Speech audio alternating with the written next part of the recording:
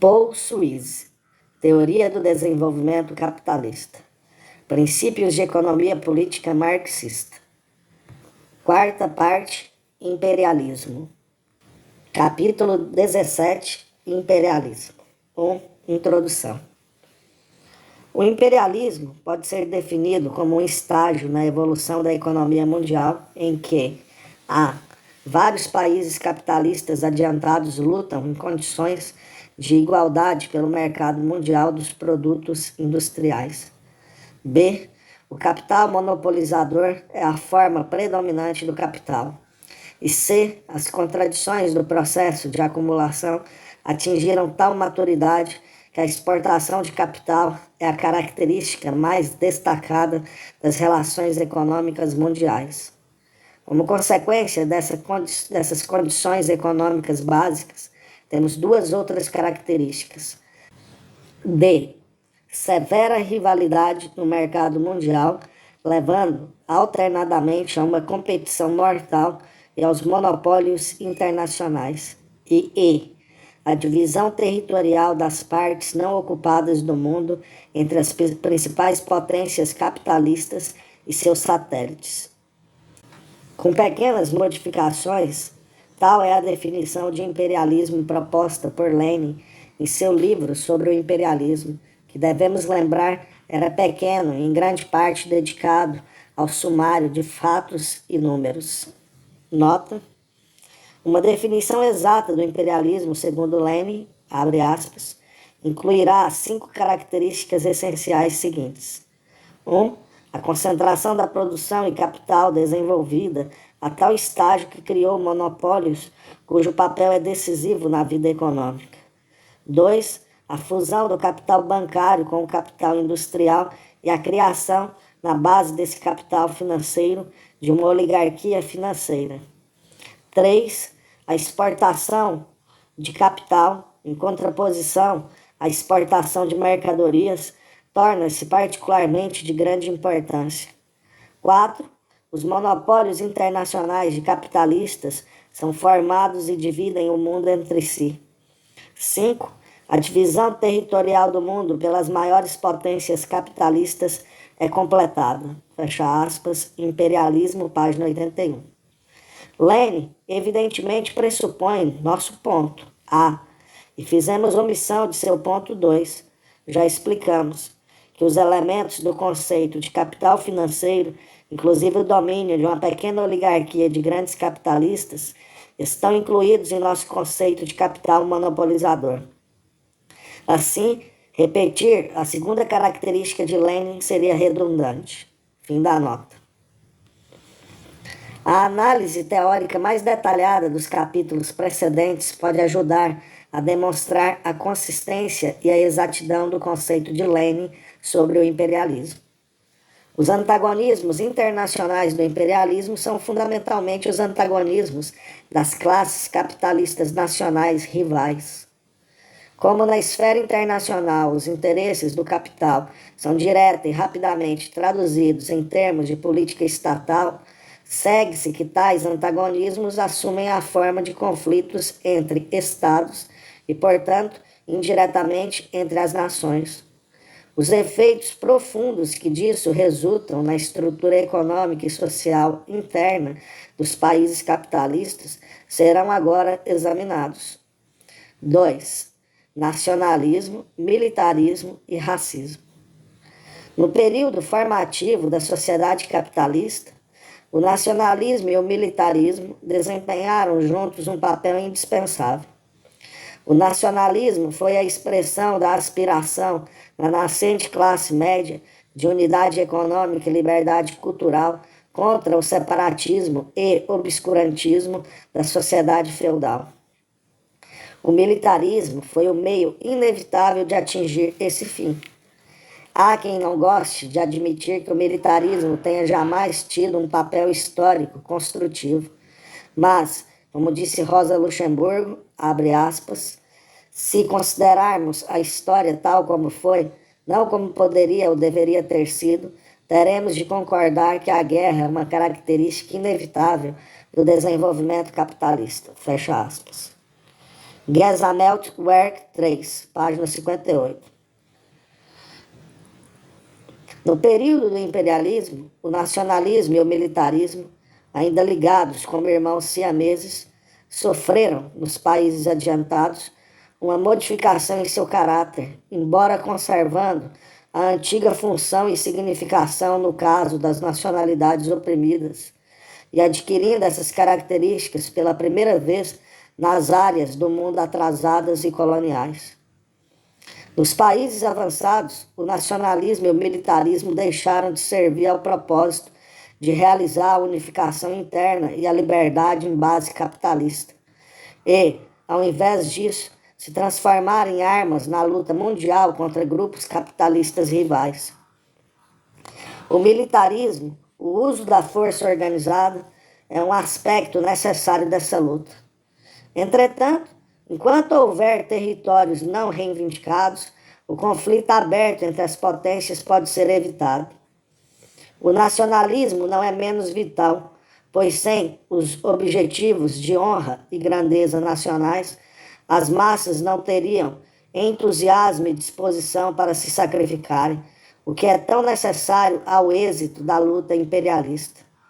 Isso, porém, não é argumentar, embora o contrário seja afirmado com frequência, que o nacionalismo é um sentimento artificial deliberadamente fomentado pelos capitalistas para a consecução de seus objetivos.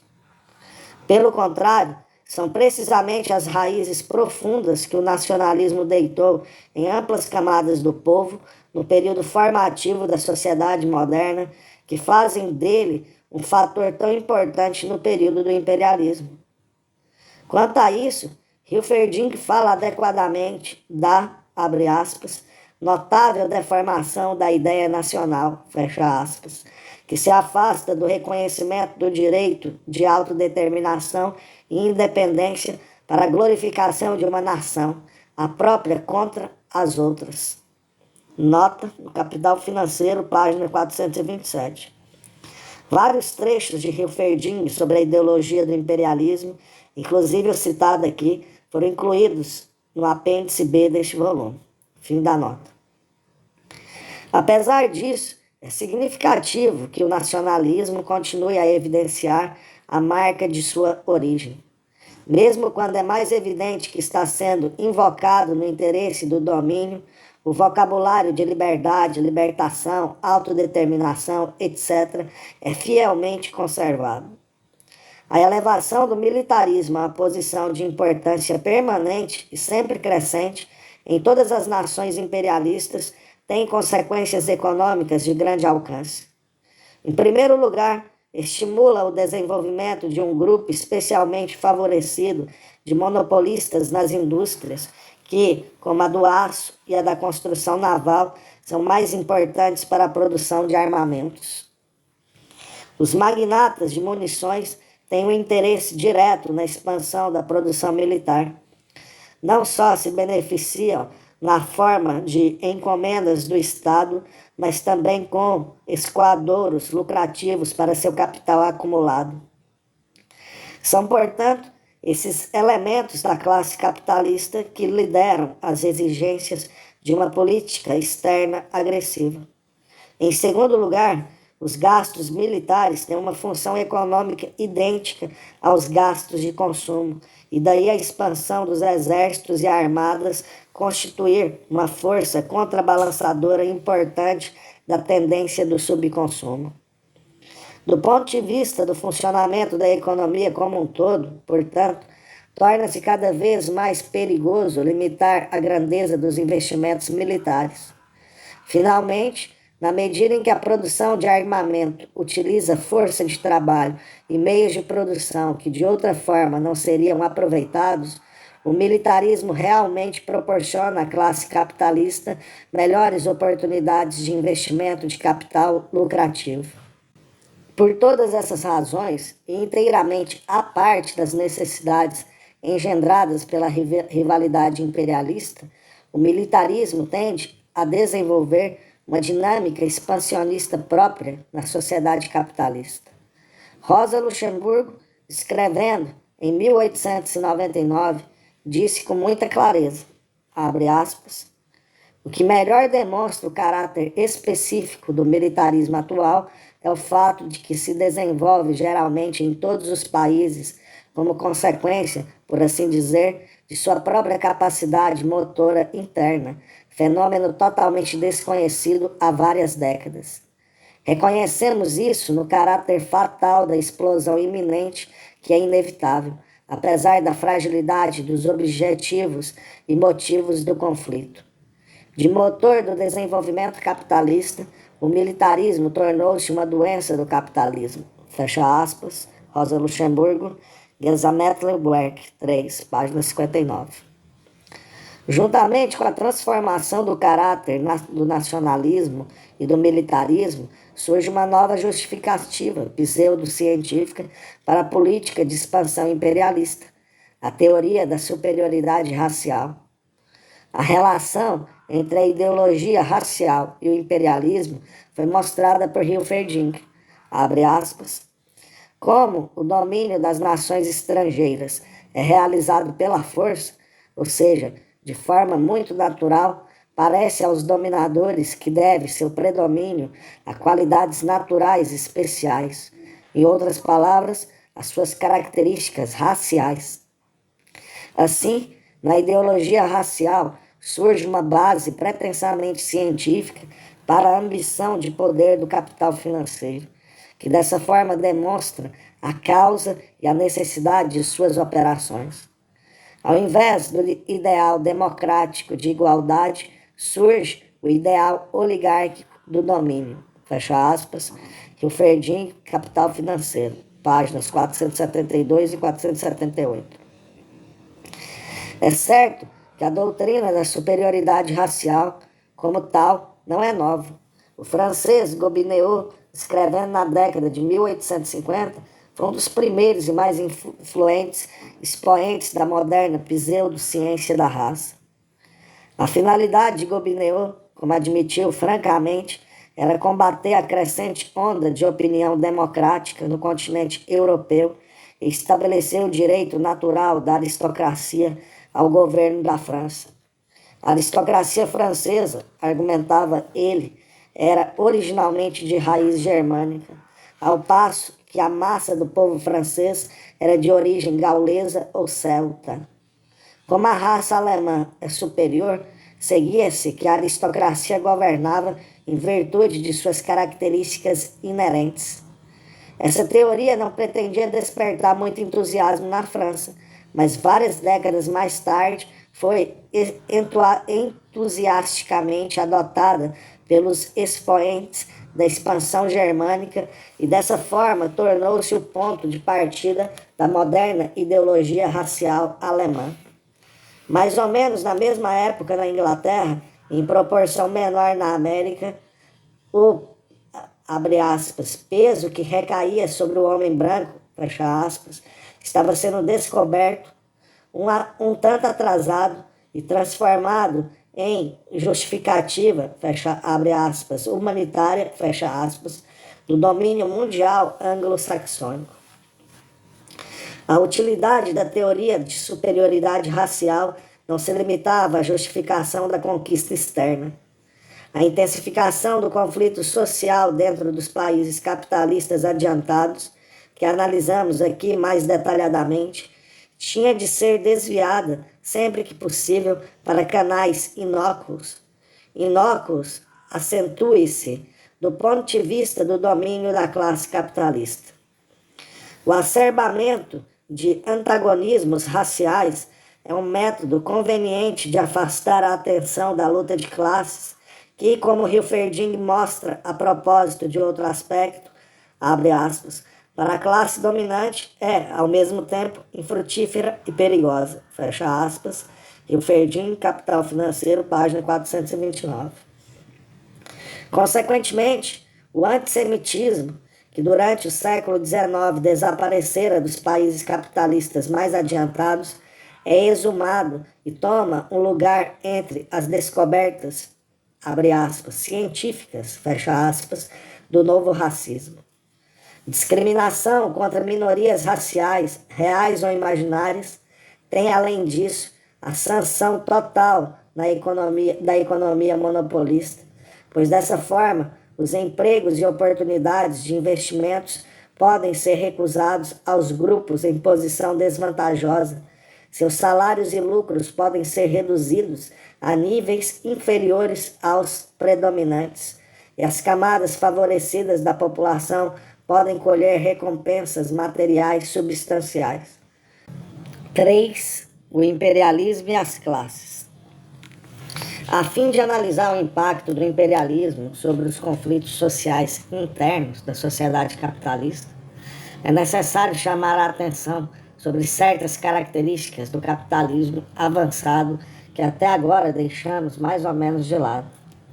Em primeiro lugar, há uma acentuada tendência para que os interesses dos grandes donos de propriedades se fundam sob a liderança do capital monopolizador.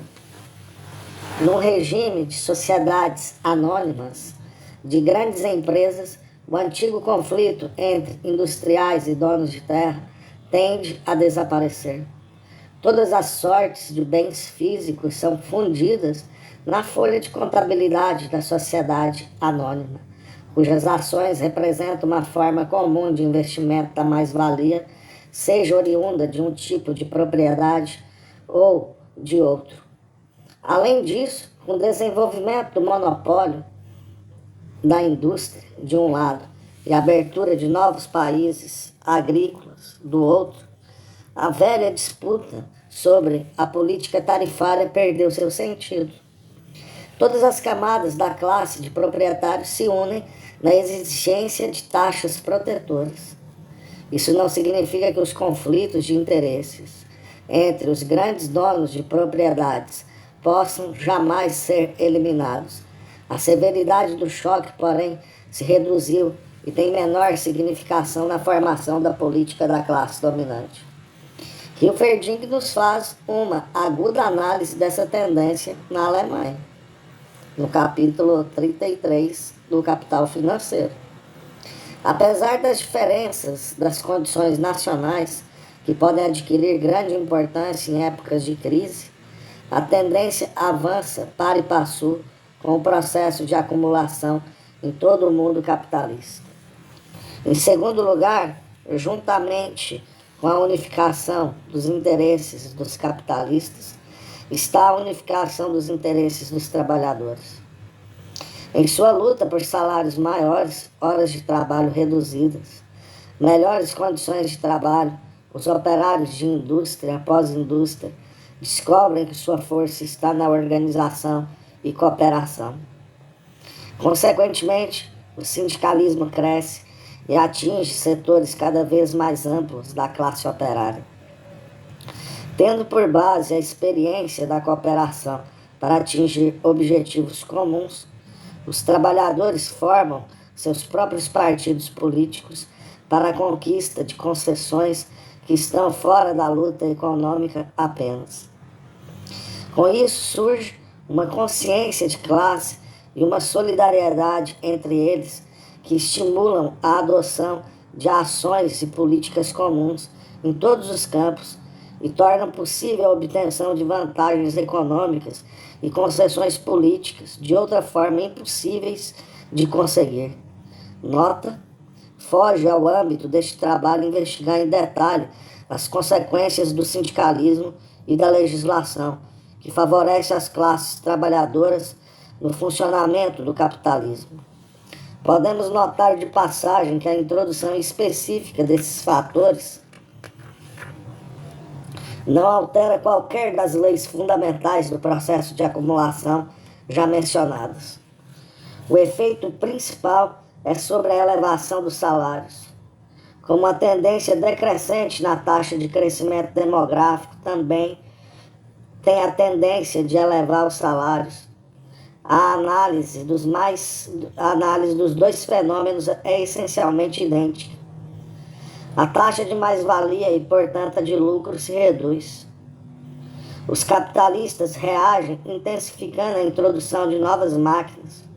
O exército de reserva aumenta. Mas como os sindicatos à assistência social, ao desemprego, etc. Evitam que o exército de reserva exerça todos os seus efeitos depressores sobre os salários. O processo se torna, então, mais ou menos contínuo. A mecanização leva a um rápido crescimento dos meios de produção, mas o consumo não sofre qualquer estímulo apreciável, pois os salários mais altos são compensados pelo maior volume de desemprego. Paradoxalmente, portanto, a ação dos sindicatos tende a intensificar a tendência ao subconsumo. Para melhor exposição dos efeitos da taxa decrescente de crescimento demográfico. Fim da nota.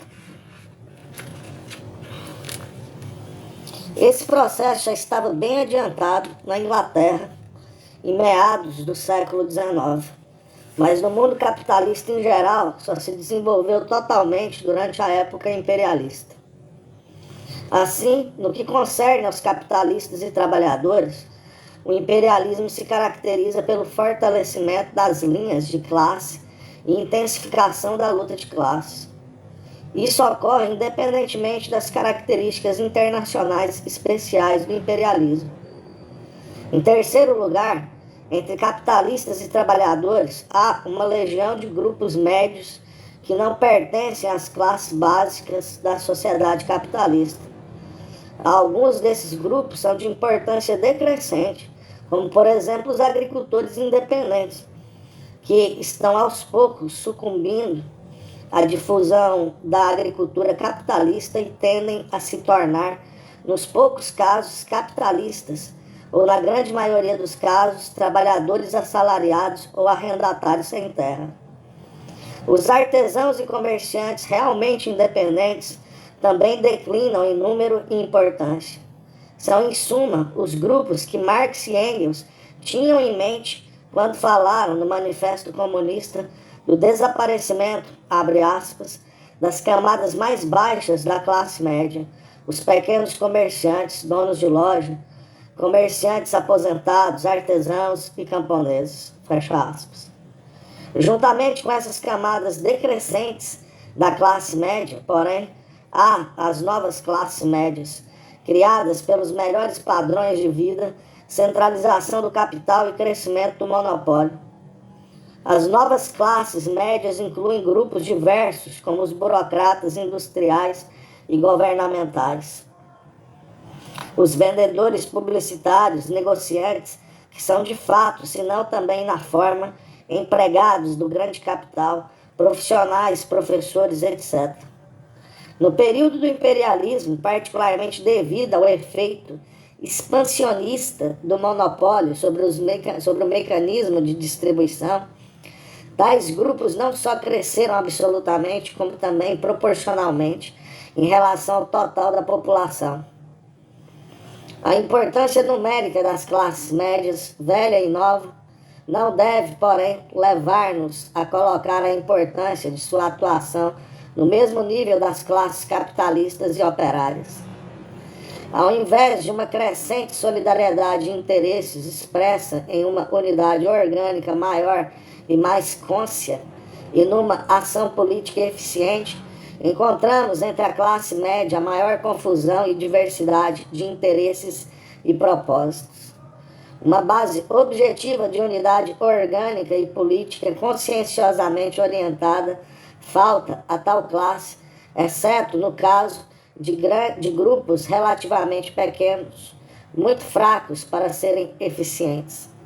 É, portanto, o destino das classes médias do período de amadurecimento das contradições capitalistas serem esmagadas entre as extorsões do capital monopolizador, de um lado, e as exigências de melhores condições e maior segurança para a classe operária, de outro. É isso que elas têm em comum, e é isso que determina a atitude básica e característica de seus componentes. A atitude em questão é a hostilidade ao capital organizado e ao trabalho organizado, que se pode manifestar de formas aparentemente contraditórias. De um lado, as classes médias são a fonte de vários graus de anticapitalismo não proletário.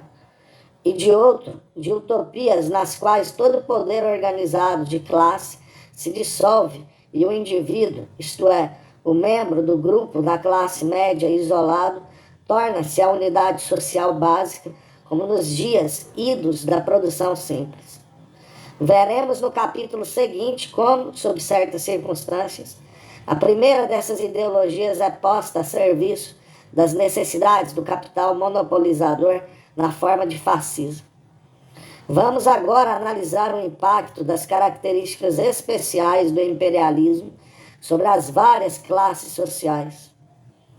No que se relaciona com as classes abastadas, sob a liderança do capital monopolizador, pouco temos a acrescentar ao que já foi dito nos capítulos anteriores. O capitalismo monopolizador necessita expandir-se externamente e, com tal finalidade, demanda assistência e proteção do Estado. É aqui, portanto, que encontramos as raízes da política imperialista, com todas as suas múltiplas consequências. Os interesses da classe trabalhadora numa política externa agressiva e expansionista são mais complexos. Na medida em que o comércio externo e a exportação de capital tornam possível a importação de mercadorias baratas e ampliam os lucros da classe capitalista, é claro que surgem oportunidades para os trabalhadores melhorarem seu padrão de vida sem necessariamente despertar a amarga hostilidade de seus empregadores. Nesse sentido, os trabalhadores lucram. Além disso, se na ausência de exportação de capital e de gastos militares necessários a uma política imperialista, um país capitalista adiantado sofrer os efeitos de uma baixa taxa de lucro e subconsumo, podemos dizer que a classe trabalhadora se beneficia de um nível mais alto de emprego do que lhe seria possível obter de outra forma.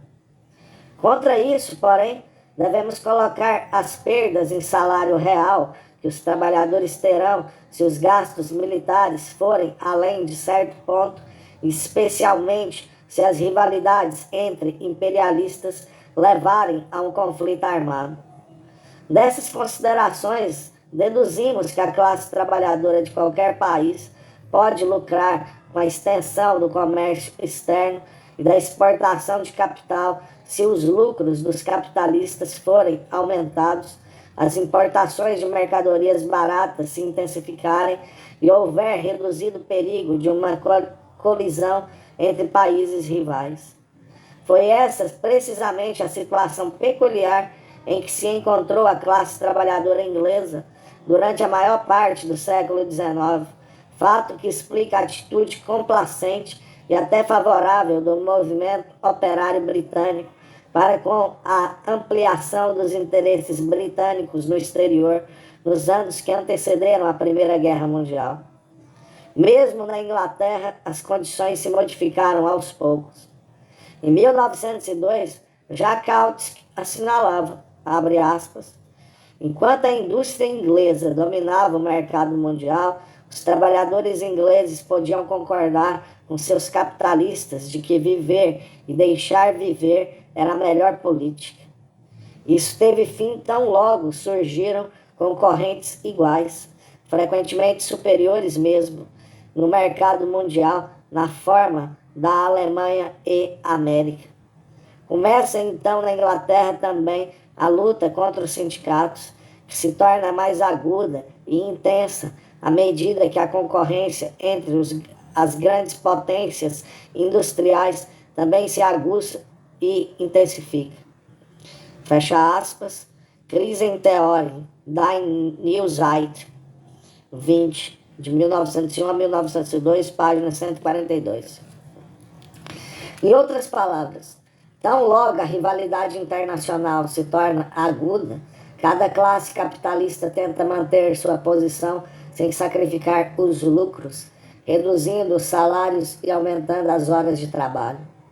Além disso, não nos devemos esquecer, como acentuou Dobbs, que a exportação de capital impede que os salários se elevem internamente, o que ocorreria se o capital fosse empregado no próprio país. Dobb considera isso como, abre aspas, a razão pela qual fundamentalmente os interesses do capital e do trabalho estão, quanto a isso, em choque. Fecha aspas. Political Economy and Capitalism, página 235. E, finalmente, com a intensificação das rivalidades imperialistas, torna-se cada vez mais clara à classe trabalhadora que o fim do processo só pode ser a guerra, que para ela significa muita perda e pouco lucro. Portanto, embora possa haver uma época em que os interesses econômicos da classe trabalhadora se beneficiem com uma política imperialista, isso não dura muito e, por fim, a oposição mais fundamental e duradoura entre trabalhadores e capitalistas vem à superfície.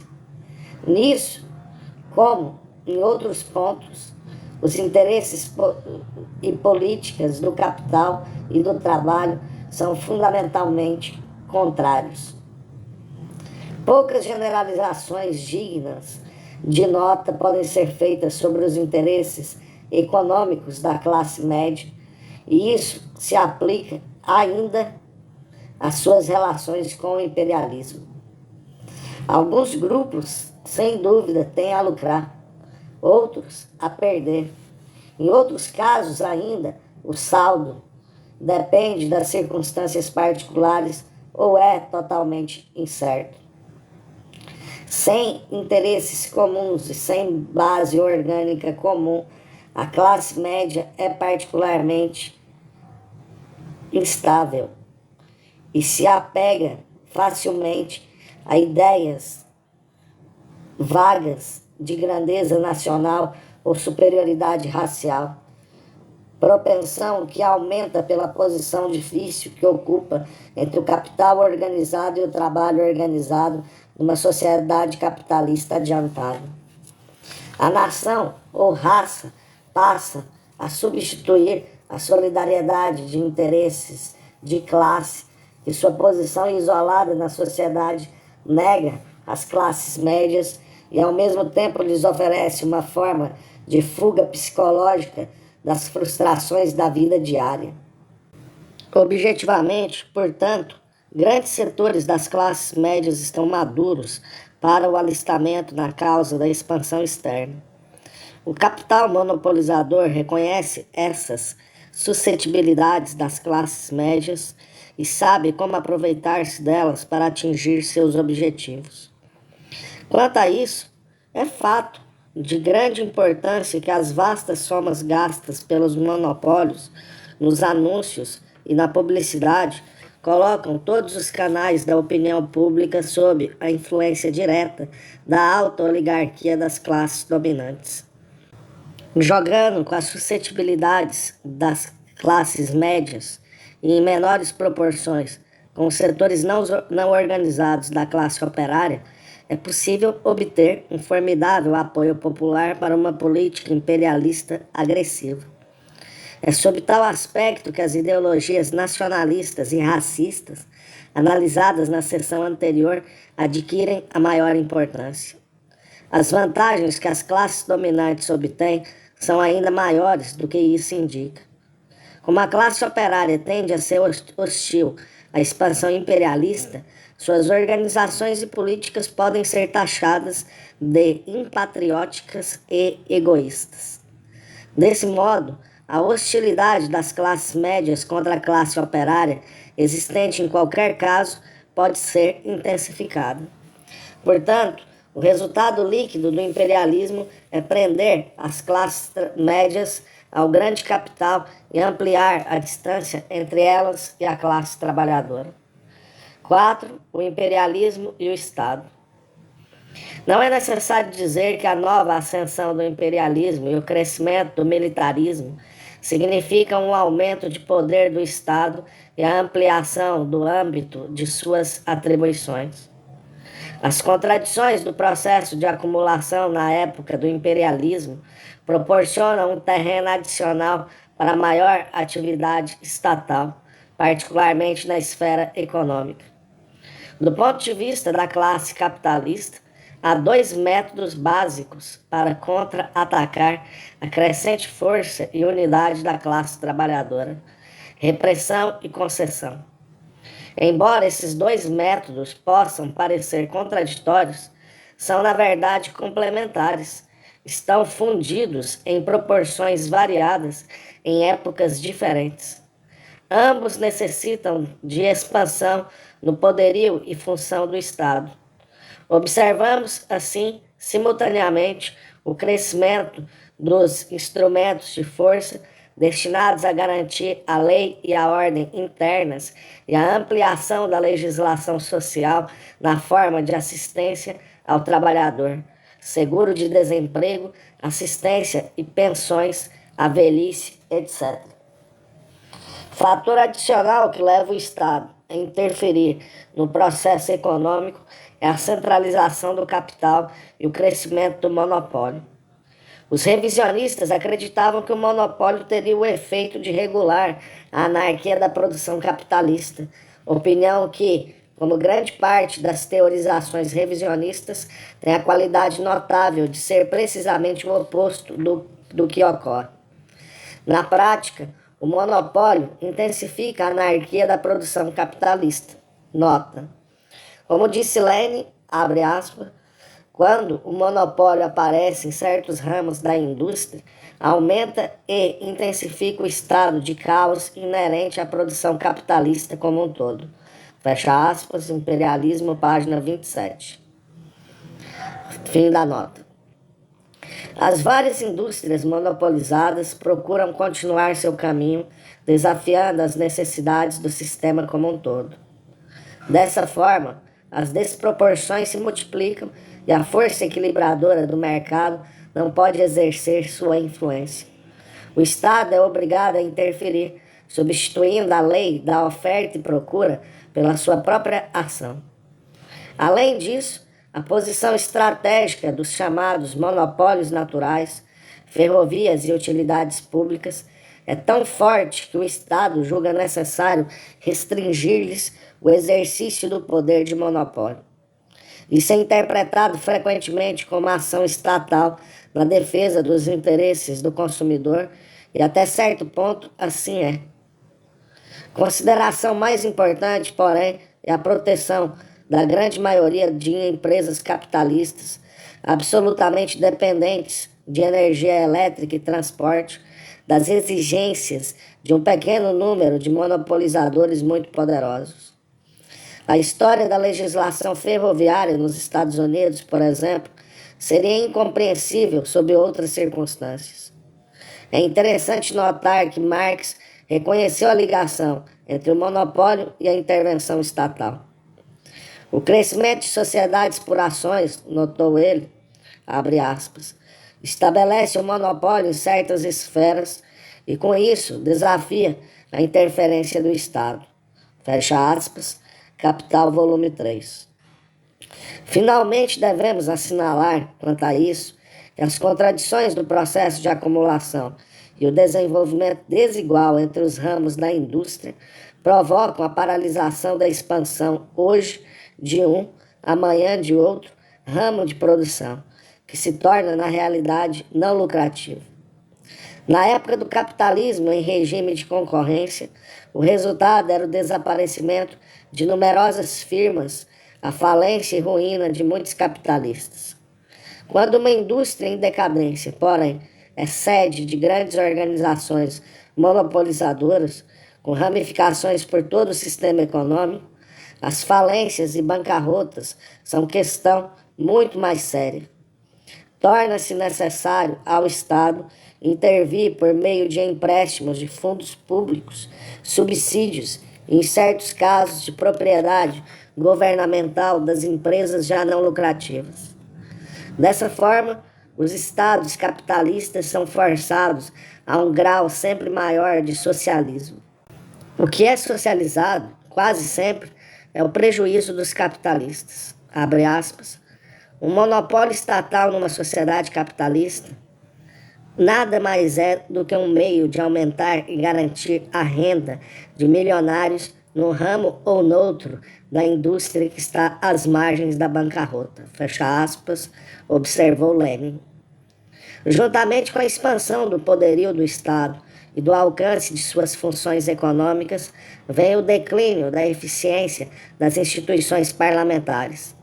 Na palavra de Otto Bauer, abre aspas, o imperialismo reduz o poder do legislativo contra o executivo, fecha aspas. As razões disso não são remotas. O parlamento nasceu da luta da classe capitalista contra o exercício arbitrário do poder pelas monarquias centralizadas, que caracterizou o começo do período moderno. Sua função foi sempre a de limitar e controlar o exercício do poder do governo. Consequentemente, as instituições parlamentares floresceram e atingiram o auge de seu prestígio no período do capitalismo em regime de concorrência, quando as funções do Estado, particularmente na esfera econômica, foram reduzidas ao mínimo. Naquela época, foi possível esperar um dia em que todas as nações do mundo estariam sob governos parlamentares do modelo inglês ou americano. No período do imperialismo, porém, ocorreu uma aguda modificação. Com o fortalecimento dos laços de classe e o aguçamento do conflito de classes, o parlamento tornou-se um campo de batalha para os partidos que representavam interesses divergentes de grupos e de classes. Enquanto, de um lado, declina a capacidade parlamentar de ação positiva, do outro surge uma crescente necessidade de um Estado fortemente centralizado, pronto e capaz de governar territórios distantes, de dirigir as atividades das frotas e exércitos, de resolver problemas econômicos difíceis e complexos. Nessas circunstâncias, o parlamento é forçado a abandonar uma após outra suas queridas prerrogativas e ver levantar-se sob seus próprios olhos a autoridade centralizada e sem controle contra a qual, na juventude, lutara tão ardorosamente e tão bem. No que se relaciona com o efeito do imperialismo no Estado capitalista, observamos, de um lado, uma grande expansão do poder e função estatais, de outro, o declínio do parlamentarismo. Não são dois movimentos isolados, mas antes dois aspectos do mesmo processo evolutivo, ligados intimamente às características econômicas e sociais do imperialismo em geral. 5. Guerras de redivisão.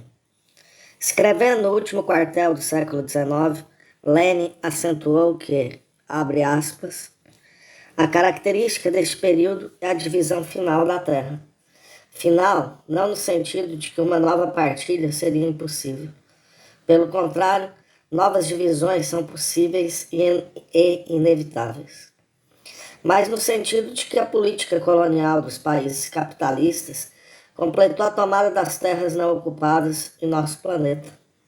Pela primeira vez, o mundo está dividido, de forma que no futuro só serão possíveis redivisões, isto é, a transferência de um dono para outro, e não de um território sem dono para um dono. Fecha aspas, Lenin, o imperialismo. A razão disso já foi bem esclarecida nas páginas precedentes. Podemos, porém, indagar por que as redivisões seriam inevitáveis. Por que não poderiam as várias potências capitalistas, uma vez concluída a grande luta, iniciar a exploração pacífica do que haviam conseguido? A resposta é que o capitalismo, pela sua própria natureza, não se pode deter, necessita continuar expandindo-se. E como os vários setores da economia capitalista mundial se expandem em ritmos diferentes, segue-se que o equilíbrio de forças está sujeito a ser perturbado de modo que um ou mais países julguem tanto possível como vantajoso desafiar o status quo relativo aos limites territoriais. As classes capitalistas nacionais rivais mostram, pela sua preocupação com exércitos, armadas, bases estratégicas e aliados, etc., o quanto e quão bem compreendem esse fato básico do período imperialista, pois é evidente que uma redivisão do mundo só pode ser realizada pela força armada. Da análise que fizemos no capítulo anterior, torna-se claro que a necessidade anexionista das nações imperialistas não é, de forma alguma, limitada a regiões atrasadas e não industrializadas. Incluir novos mercados e novas fontes de matérias-primas dentro das muralhas e tarifas protetoras da própria nação é o desejo da política imperialista, sejam as áreas em questão pré-capitalistas ou capitalistas, atrasadas ou altamente industrializadas. É importante lembrar disso ao examinarmos o curso dos acontecimentos nas 3 últimas décadas, de 1910 a 1940, pois qualquer teoria que negue esse aspecto não poderá explicar o que realmente ocorreu. Podemos notar, de passagem, que tocamos aqui uma das fraquezas da teoria do imperialismo apresentada por Rosa Luxemburgo e seus adeptos. Devemos também notar que um quadro da economia mundial que mostre apenas um punhado de nações imperialistas adiantadas, cercadas de áreas coloniais atrasadas, é uma simplificação excessiva. Na realidade, há outros elementos que devem ser considerados. De um lado, as pequenas nações industriais relativamente avançadas, algumas com impérios próprios, outras sem eles. De outro, os países atrasados formalmente independentes, que na verdade ocupam a posição semicolonial em relação às grandes potências. Em ambos os casos, a independência que essas áreas possam desfrutar é essencialmente resultado da rivalidade entre as principais nações imperialistas. Nota: a China, que desde meados do século XIX foi uma das principais áreas de conflito imperialista, é um exemplo disso. Um dos mais capazes estudiosos da história chinesa observou acertadamente que, abre aspas, tudo o que impede o imperialismo estrangeiro de dominar abertamente a China é a rivalidade entre as potências imperiais, fecha aspas. Owen Letmore, Inner Asian Frontiers of China, 1940, página 144. Fim da nota. Nos períodos de paz, esses países constituem, por assim dizer, os pontos focais do conflito imperialista. Quando o equilíbrio de forças desaparece e as armas da diplomacia são substituídas pelas armas da força, formam os principais campos de batalha das guerras de redivisão. Vamos agora resumir os conflitos internacionais do século XX, seguindo nossa teoria do imperialismo. Esse sumário nos permitirá uma visão mais clara dos limites do imperialismo. A Primeira Guerra de Redivisão começou em 1914 e chegou ao fim com os Tratados de Paz de 1918 e 1919. Em ambos os lados, foi uma guerra de coalizão em que os maiores adversários eram respectivamente Inglaterra e Alemanha, as duas nações capitalistas mais poderosas e avançadas da Europa Ocidental. É impossível localizar as disputas subjacentes, embora seja claro que a área de rivalidade imediatamente mais severa era o sudeste da Europa e o Oriente Próximo, inclusive o Mediterrâneo Oriental. A decadência e dissolução do pré-capitalista Império Turco, que se verificava há algum tempo, criou uma série de problemas e ambições internacionais que envolveram todas as potências imperialistas europeias. A oportunidade para o início da luta estava ligada às aspirações das nacionalidades oprimidas da região balcânica, que desejavam independência nacional e condição de Estado. À medida que a guerra se ampliou, porém, essas questões também se ampliaram, incluindo todo o problema da redivisão do mundo. Os tratados de paz mostram qual a finalidade da guerra mais claramente do que as disputas particulares e relativamente de menor importância que deram causa à irrupção da conflagração. Desde o início, nela se envolveram todas as nações imperialistas europeias, com exceção da Itália, que entrou na guerra logo que seus estadistas julgaram prever qual o lado vitorioso. As duas maiores potências imperialistas não europeias, Estados Unidos e Japão, também foram arrastadas. Em 1917, o colapso do regime czarista na Rússia foi seguido da Revolução Bolchevista e o estabelecimento da primeira sociedade socialista do mundo, retirando-se a Rússia da arena imperialista. No ano seguinte, a guerra chegou ao fim com o colapso da resistência austro-húngara e alemã. O Tratado de Versalhes, o maior tratado imperialista de paz já celebrado, foi dominado pela Inglaterra e França, que tomaram para si a parte do leão do Império Colonial Alemão. Importantes áreas produtoras de matérias-primas em ambos os lados, leste e oeste, da Alemanha foram dadas a uma Polônia restabelecida e a França e Bélgica.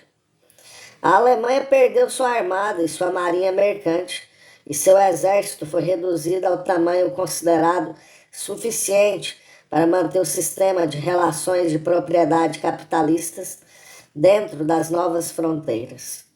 O Império Austro-Húngaro foi reduzido a pedaços, e um anel de novos estados se estabeleceu no sudeste e leste da Europa para isolar a União Soviética e agir como contrapeso de um possível ressurgimento alemão. Os Estados Unidos, embora não tivessem lucro com a guerra no sentido territorial, dela saíram como a economia mais poderosa nação do mundo, credor em vasta escala das nações europeias exportadoras de capital, das quais alguns anos antes fora grande devedora.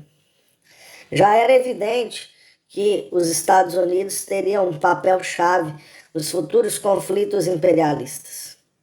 A Itália estava muito enfraquecida no final da guerra para tomar o que lhe fora prometido pela participação na luta ao lado dos aliados.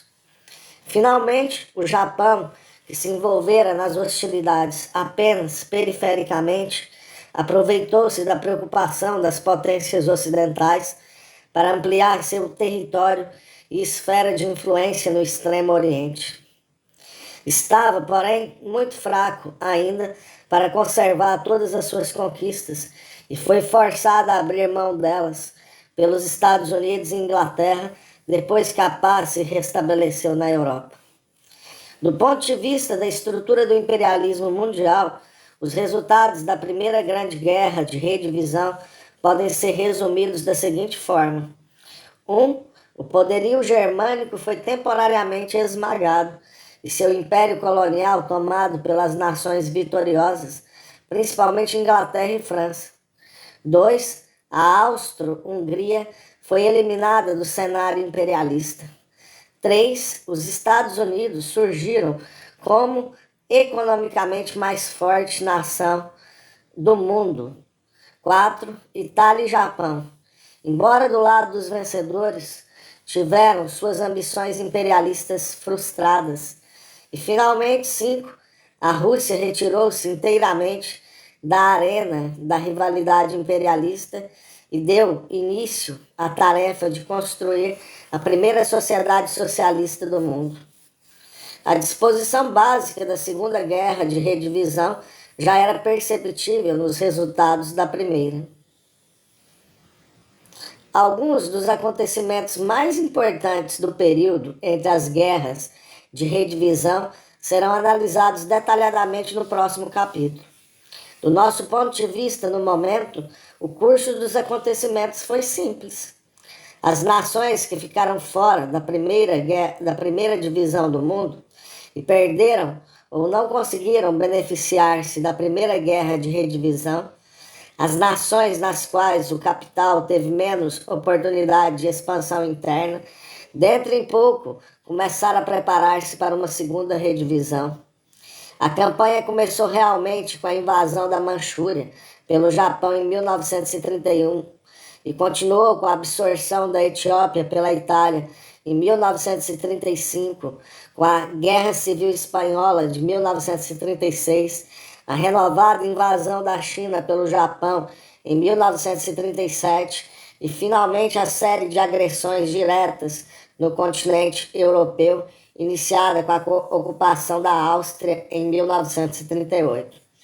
Nota: a inclusão da Guerra Civil Espanhola talvez demande uma explicação. A rebelião de Franco foi, na realidade, um instrumento da política alemã e italiana. Sem o apoio das nações fascistas, ela teria sido reprimida rapidamente. A Alemanha e a Itália estavam interessadas em controlar a Espanha pelos seus recursos abundantes e sua posição vis-à-vis da Grã-Bretanha e França. Fim da nota. A Segunda Guerra Mundial, como um todo, não foi, porém, uma simples luta interimperialista pela redivisão do mundo, como a primeira. Na realidade, foi composta de 3 guerras distintas que se fundiram apenas no sentido militar e, mesmo assim, de forma incompleta. A primeira dessas guerras foi de redivisão, como a de 1914 a 1918, com a Alemanha, Itália e Japão de um lado e a Grã-Bretanha e Estados Unidos do outro. A segunda foi uma guerra entre o capitalismo e o socialismo, com a Alemanha de um lado e a União Soviética do outro. E a terceira, uma guerra anti-imperialista de independência nacional da China contra o Japão. Nota: do ponto de vista japonês, foi naturalmente uma guerra imperialista para dominar uma área semi-independente e atrasada. Fim da nota. As características especiais da Segunda Guerra Mundial, que são muitas, só podem ser compreendidas pela sua decomposição em 3 lutas distintas. Não é, porém, nosso objetivo analisar mais detalhadamente a questão aqui, mas simplesmente mostrar que tal caráter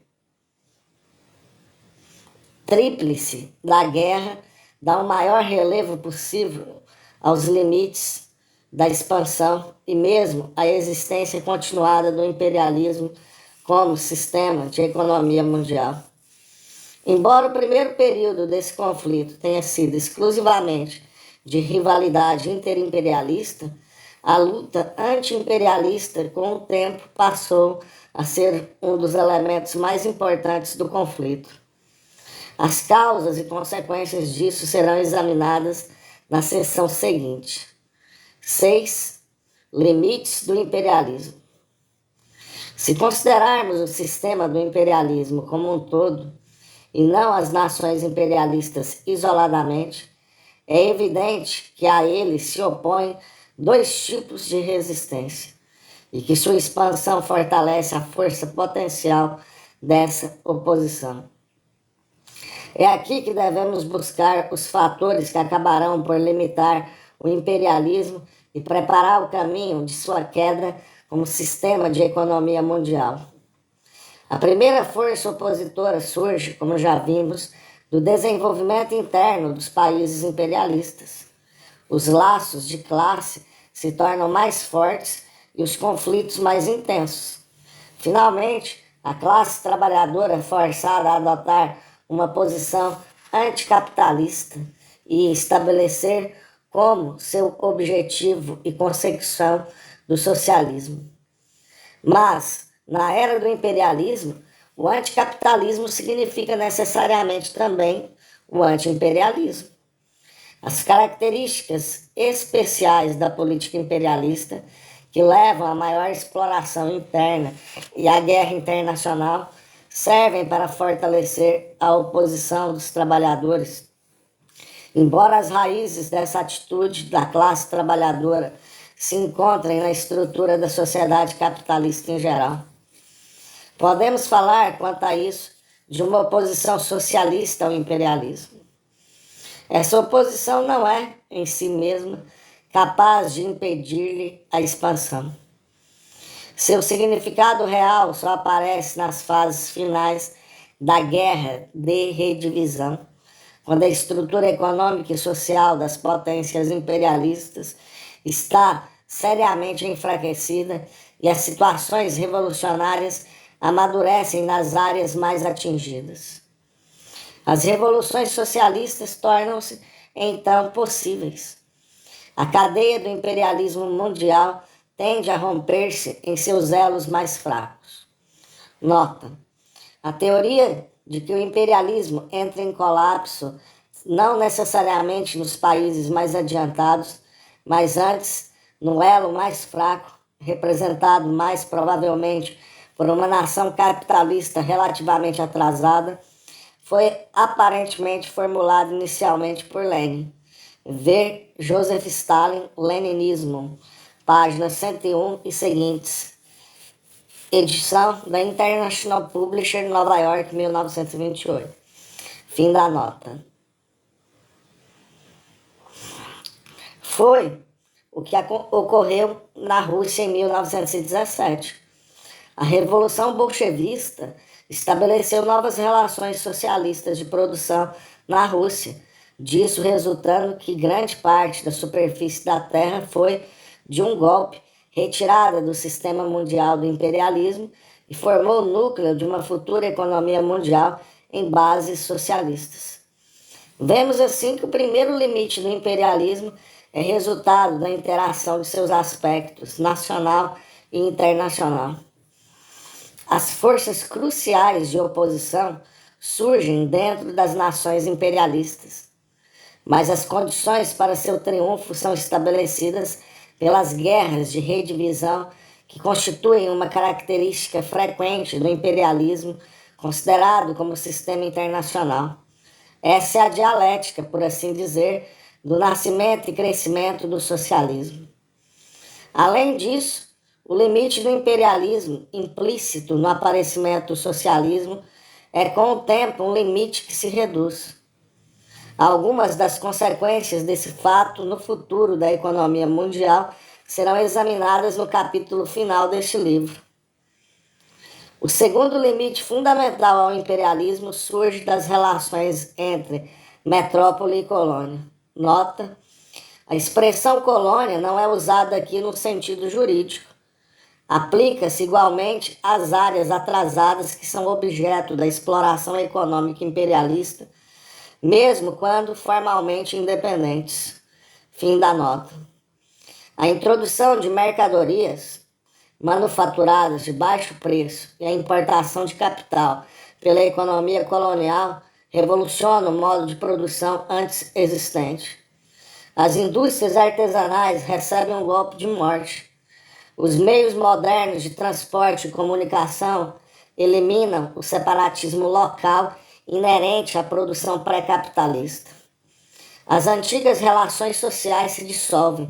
Surge uma burguesia nativa que começa a liderar o espírito do nacionalismo idêntico ao que caracterizou o início da evolução do capitalismo nas nações hoje industrialmente adiantadas.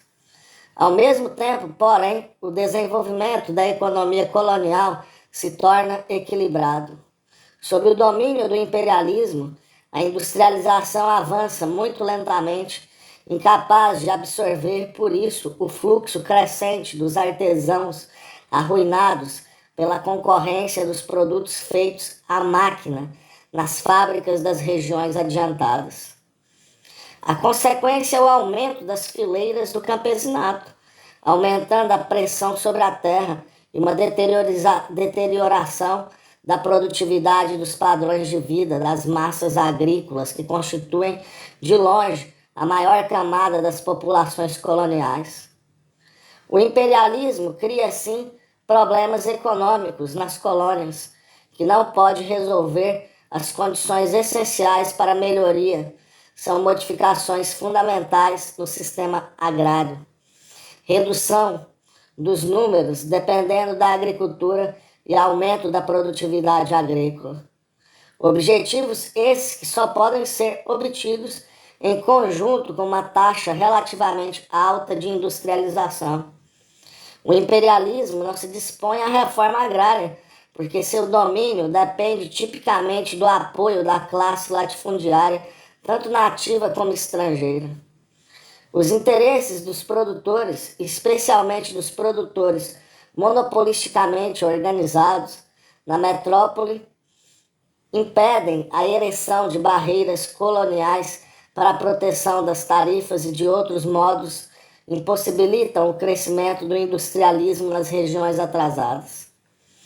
A consequência inevitável é que a economia colonial estagna e as condições de vida para a grande maioria do povo tendem a se tornar piores do que melhores. Todas as classes das populações coloniais, com a exceção dos latifundiários e de alguns relativamente pequenos grupos, na realidade agentes do domínio imperialista, são, portanto, lançadas na luta pela independência nacional. Juntamente com a oposição socialista ao imperialismo dentro dos países adiantados, temos então a oposição nacionalista nos países atrasados. A relação existente entre as duas maiores forças que se opõem ao imperialismo é um complexo que não pode ser totalmente analisado aqui.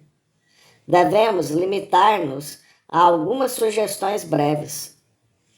Existe, obviamente, base firme para uma aliança entre a oposição socialista ao imperialismo nos países adiantados e a oposição nacionalista nos países coloniais. O crescimento e difusão de uma parte do mundo, independente e socialista, criam, porém, certas complicações. Assinalamos que a burguesia colonial lidera a organização e promoção de movimentos de independência nacional, mas o seu objetivo final é estabelecer nações capitalistas independentes. Consequentemente, vê inimigos tanto no imperialismo como no socialismo. A classe trabalhadora colonial, por outro lado, embora numericamente pequena, adota um objetivo socialista quase que desde o início de sua luta, ao passo que as massas agrícolas oprimidas não são avessas às ideias socialistas e tendem a seguir a liderança dos que demonstram claramente pelas ações que pretendem conquistar uma melhora real nas condições de vida. A posição da burguesia colonial tende a torná-la cada vez menos apta ao papel de liderança que assume na fase inicial do movimento nacionalista. Ela oscila entre aceitar o apoio das forças socialistas, tanto externas como internas, contra o imperialismo e a contemporizar com ele a fim de manter sob controle a ameaça socialista. O resultado é uma política que se detém sempre antes da ação decisiva, se modifica e recua para avançar novamente com passo hesitante. Como essa não é a política que pode atrair fortemente a massa dos camponeses, e como sem esse apoio o movimento de independência nacional é impotente, segue-se que a liderança tende a passar gradualmente das mãos dos elementos burgueses para as mãos da classe operária, em aliança com os camponeses mais avançados, que, embora não necessariamente de convicções socialistas, não obstante, não têm qualquer interesse na manutenção das relações de produção capitalista após a consecução da independência. Finalmente, é destino da classe operária liderar a oposição nacionalista ao imperialismo nos países coloniais, tal como está à frente da oposição socialista ao imperialismo nos países adiantados. Quando tal fase é atingida, as duas grandes forças opositoras se unem não só para seus objetivos imediatos, mas também para trabalhar a favor de uma economia socialista mundial com uma solução para as contradições da economia mundial imperialista. Com o tempo, a burguesia colonial é incapaz de desempenhar um papel histórico independente e se decompõe em duas facções opostas. Uma das quais tenta salvar seus precários privilégios através de uma aliança aberta com o imperialismo, ao passo que a outra continua fiel à causa da independência nacional, mesmo ao preço da aceitação do socialismo. Vemos, finalmente, que as duas forças inicialmente independentes na oposição ao imperialismo, tendem a fundir-se no único e grande movimento. Tal como nos países capitalistas adiantados, também numa escala mundial, a questão se torna cada vez mais claramente uma luta de imperialismo contra socialismo, enquanto as crescentes contradições do imperialismo o levam a um declínio inexorável e a concomitante difusão do socialismo.